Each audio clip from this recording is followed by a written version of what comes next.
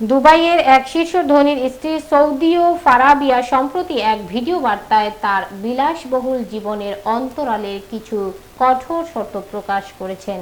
ইনস্টাগ্রামে প্রকাশিত ভিডিওতে তিনি জানান, রাজকীয় জীবনযাপনের বিনিময়ে তাকে মেনে চলতে হয় বেশ কিছু নিয়ম, যার মধ্যে অন্যতম পুরুষ বন্ধু না রাখা, প্রতিদিন পেশাদার মেকআপ, জুতা ও ব্যাগের রঙে মিল এবং চাকরি না করার শর্ত। তিনি বলেন, আমাকে সৌদি রেল্লা বলতে পারেন, আমার সব কিছু আছে কিন্তু আমার স্বাধীনতা নেই।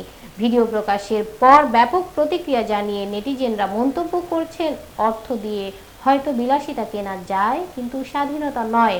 কেউ বলছেন, আপনার হাসি কেউ কিনে দিতে পারে না, আবার কেউ একে সোনার খাঁচায় বন্দি জীবন বলে আখ্যা দিয়েছেন।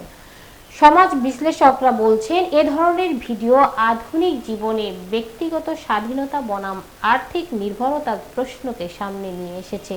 বিত্তশালী জীবনের মোহময়তার আড়ালে চাপা পড়ে থাকা আত্মমর্যাদা ও মানবিক স্বাধীনতার সংকট উঠে এসেছে আলোচনায়।